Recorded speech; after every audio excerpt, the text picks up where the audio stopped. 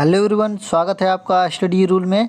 Friends, आज हम लोग इस वीडियो में देखेंगे जीके के बहुत ही इंपॉर्टेंट क्वेश्चन। ठीक है, देखिए स्टार्ट करते हैं। आपका पहला क्वेश्चन है हमारा कि सबसे चमकीला ग्रह कौन सा है। तो सबसे चमकीला ग्रह जो है आपका कौन सा है? शुक्र है। कौन सा है? शुक्र है। ठीक है, ये देखिए, जब ये वन लाइनर क्वेश्चन है आपका, ठीक है, तो इसको आप लोग ध्यान से देखिएगा। बहुत ही इंपॉर्टेंट क्वेश्चन है, 100 से ऊपर आपके क्वेश्चन लिए गए हैं। तो थोड़ा वीडियो लंबा होगा, लेकिन आप लोग पूरा वीडियो देखिए इसको अच्छे से। ठीक है, देखिए दूसरा क्वेश्चन है आपका कि सौरमंडल का सबसे बड़ा ग्रह कौन सा है। तो सौरमंडल का सबसे बड़ा ग्रह कौन सा है? बृहस्पति है। ठीक है, देखिए तीसरा क्वेश्चन है आपका कि लाल ग्रह किसे कहा जाता है। तो लाल ग्रह कौन सा होता है? मंगल को कहते हैं। ठीक है, लाल ग्रह कौन सा होता है? मंगल होता है आपका। ठीक है, पृथ्वी के सबसे निकट तारा कौन सा है। तो पृथ्वी के सबसे निकट कौन सा होता है आपका? तारा सूर्य है। ठीक है, कौन सा है? सूर्य।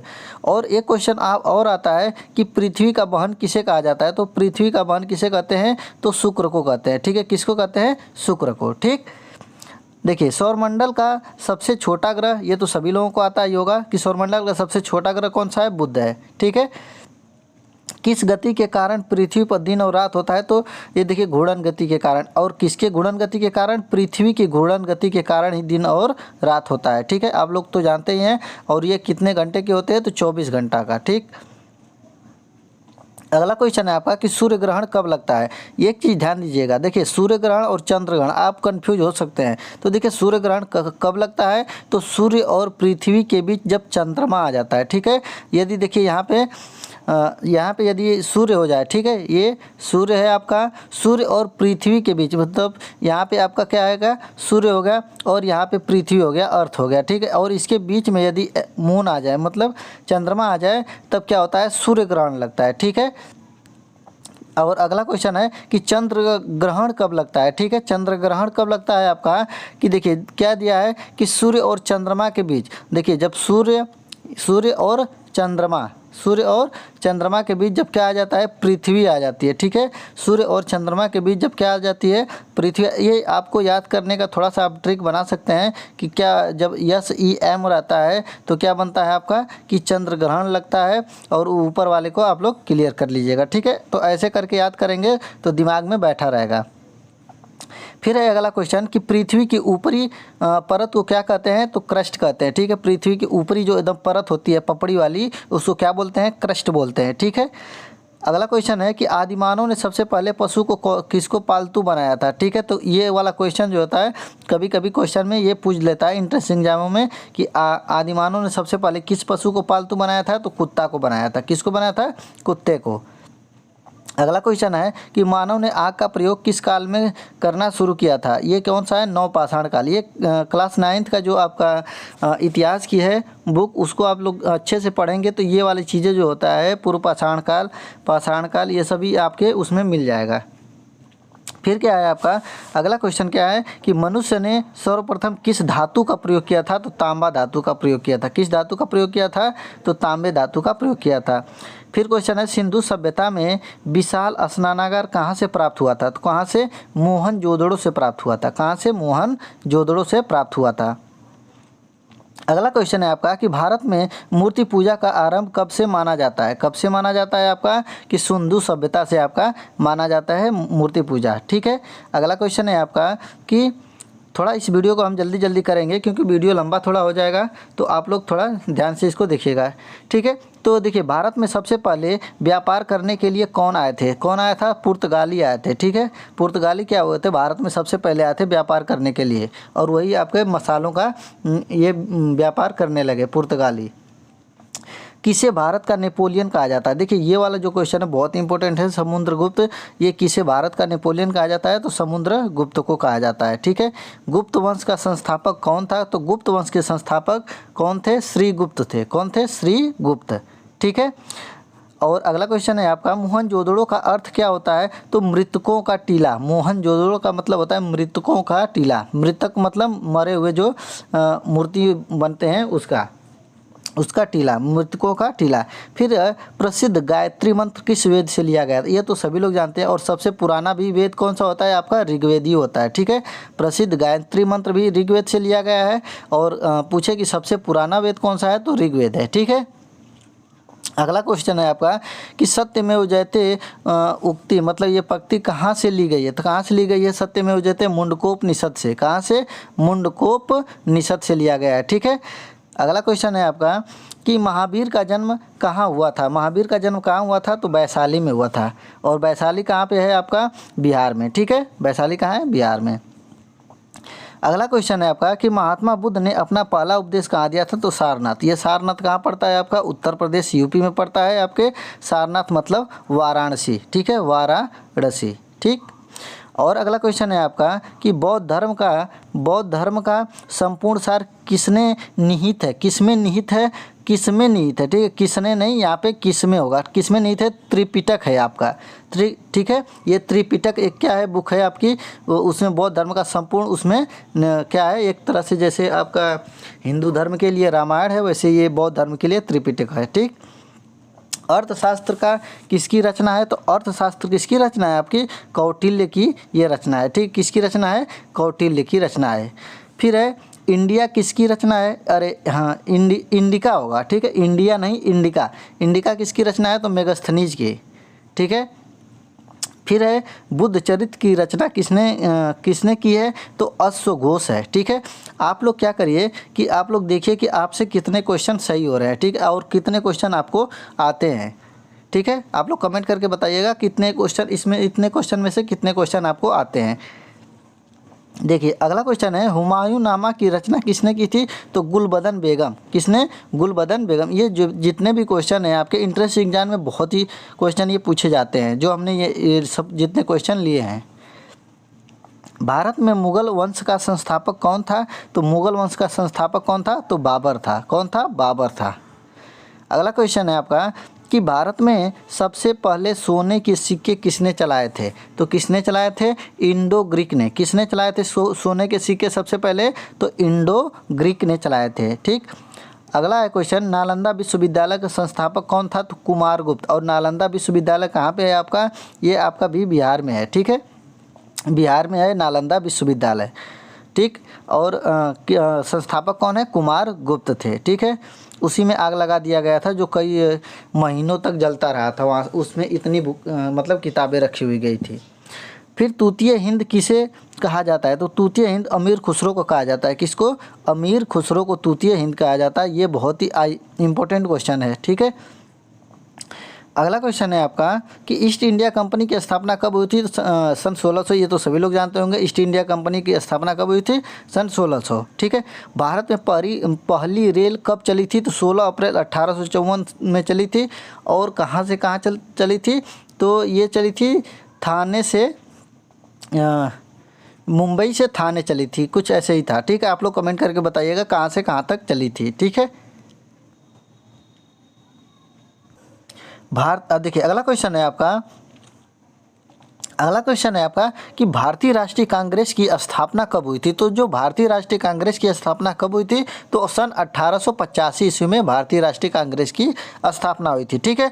मुस्लिम लीग की स्थापना कब हुई थी, तो मुस्लिम लीग की स्थापना 1906 ईस्वी में हुआ था, ठीक है। क्वेश्चन को आप लोग थोड़ा ध्यान से देखिए और इसको एकदम याद कर लीजिए। वन लाइनर क्वेश्चन है आपके, जो भी जितने क्वेश्चन लिए गए हैं, ठीक है।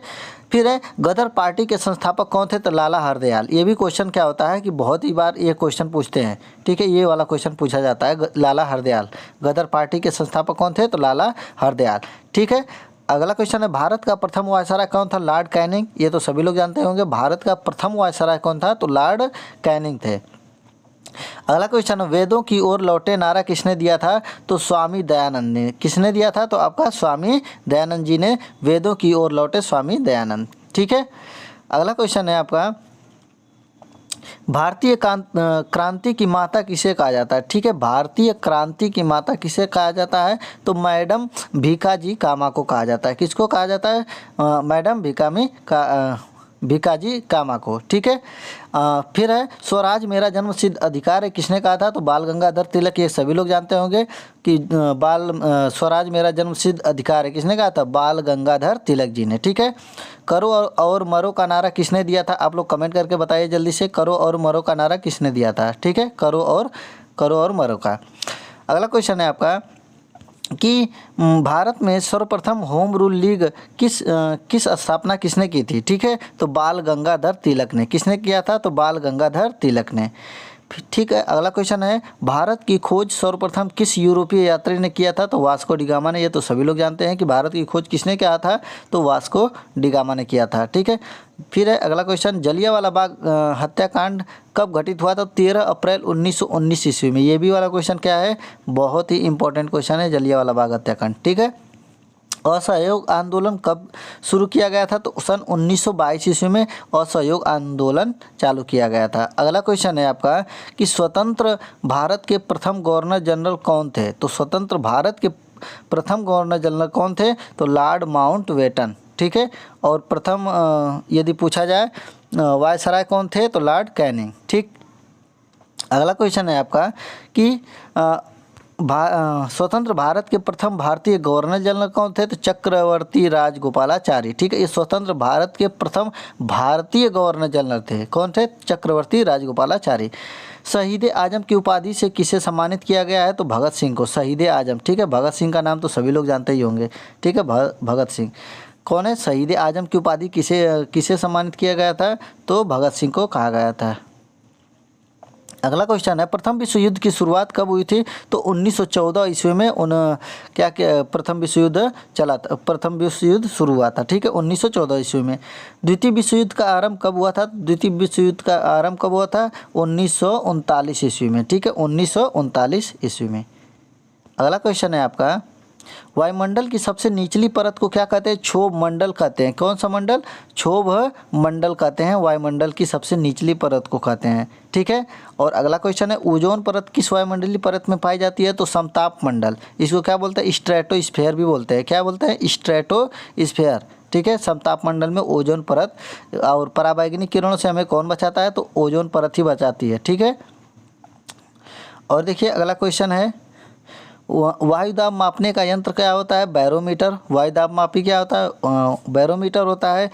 पूर्व का मैनचेस्टर किसे कहा जाता है? ओसाका को पूर्व का मैनचेस्टर कहा जाता है। ठीक है, अरब सागर की रानी किसे कहा जाता है? तो कोचीन को। ठीक है, कोचीन को कहा जाता है अरब सागर की रानी। ठीक है, अगला क्वेश्चन आप देखिए कि विश्व का सबसे बड़ा प्रायद्वीप कौन सा है? तो अरब प्रायद्वीप है। कौन सा है?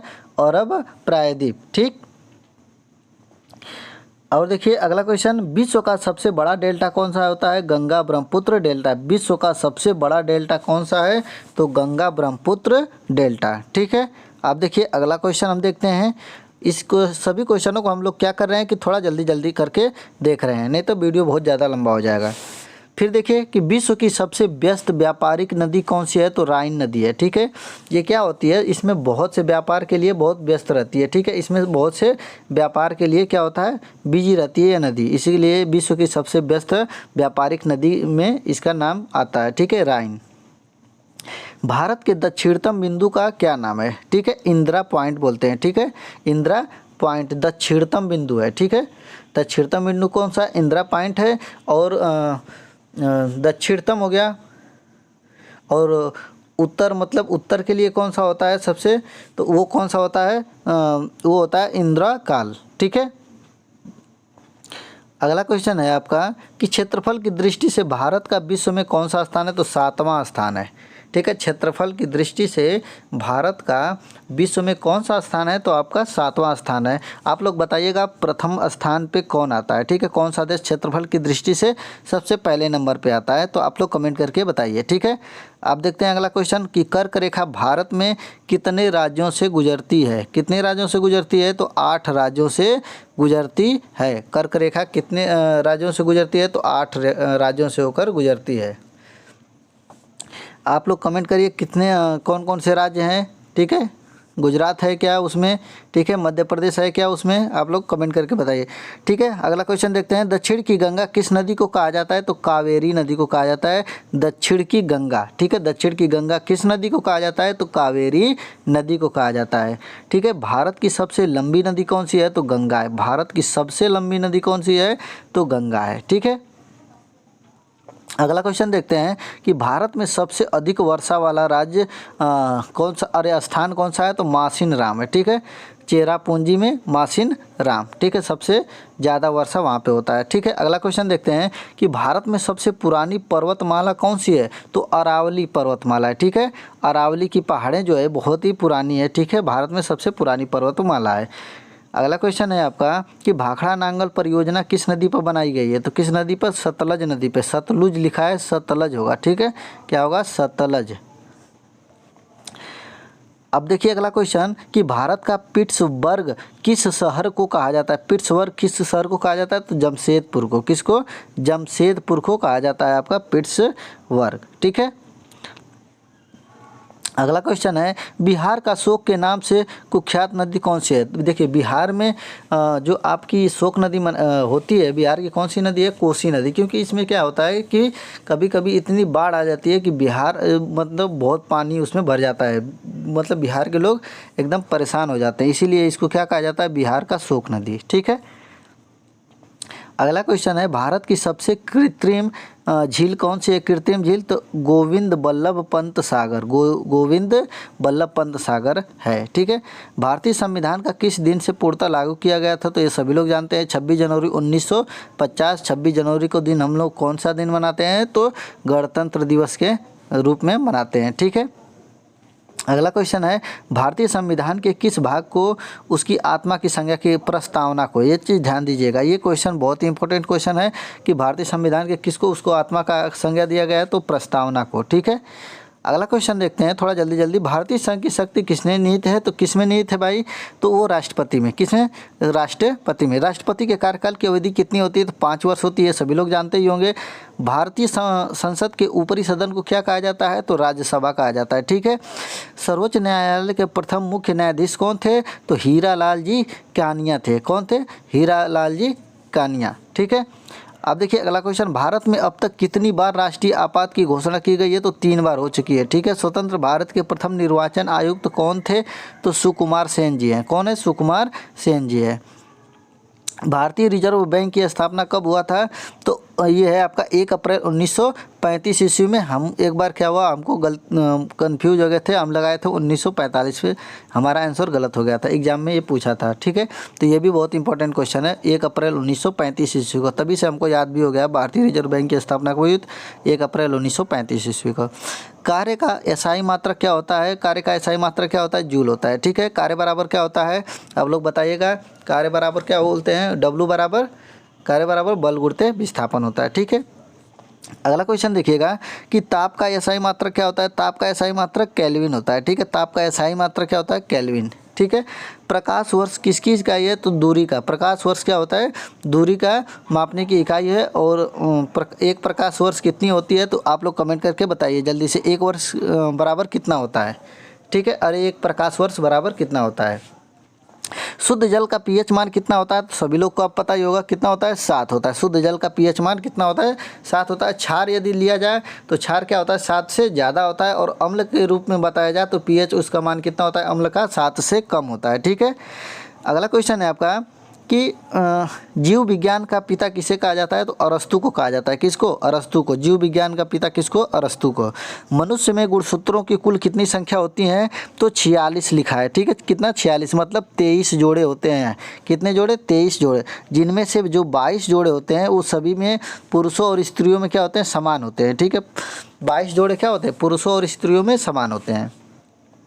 अगला क्वेश्चन है कि शरीर की सबसे लंबी हड्डी कौन सा होता है, फीमर। फीमर कहाँ पे पाया जाता है, आपके पैर के जांघ में, ठीक है, कहाँ, पैर के जांघ में। और सबसे छोटी हड्डी कौन सी होती है, कमेंट करके जल्दी से बताइएगा आपका कहाँ पे पाई जाती है सबसे छोटी हड्डी शरीर में। अगला क्वेश्चन है आपका कि किस ब्लड ग्रुप को सर्वग्राही कहा जाता है। सर्वग्राही मतलब ए बी क्या है, सर्वग्राही मतलब किसी का भी ब्लड ले सकता है, ए बी, ठीक है। और किस ब्लड ग्रुप को सर्वदाता कहा जाता है, तो ओ है, मतलब कि ओ वाला क्या हो, जिस किसी के शरीर में वो ब्लड ग्रुप है तो वो किसी को भी दे सकता है, ए हो चाहे बी हो, चाहे ए पॉजिटिव हो, बी पॉजिटिव हो, ए निगेटिव हो, बी निगेटिव हो, किसी को भी दे सकता है, इसीलिए इसको सर्वदाता बोलते हैं। और ए बी को क्या बोलते हैं, सर्वग्राही बोलते हैं। अगला क्वेश्चन है कि लाल रक्त कण का जीवन काल कितना होता है, तो 120 दिन होता है। कितना होता है, 120 दिन। ठीक। अगला क्वेश्चन है, रेबीज के टीके की खोज किसने किया था, तो लुई पास्चर ने किया था। रेबीज के टीके का खोज किसने किया था, तो लुई पास्चर ने किया था। ठीक है। अगला देखते हैं क्वेश्चन। अब मेरा क्वेश्चन सभी खत्म हो गया। ठीक है। तो आप लोगों को ये वीडियो अच्छा लगता है तो लाइक कीजिएगा, और यदि आप मेरे चैनल पर नए होंगे तो प्लीज़ चैनल को क्या कर लीजिएगा, सब्सक्राइब कर लीजिएगा। ठीक है। और एक लाइक कर लीजिएगा और सब्सक्राइब करके और बेल घंटी को दबा दीजिएगा। ठीक है। मिलते हैं अगले वीडियो में, तब तक के लिए जय हिंद, जय भारत।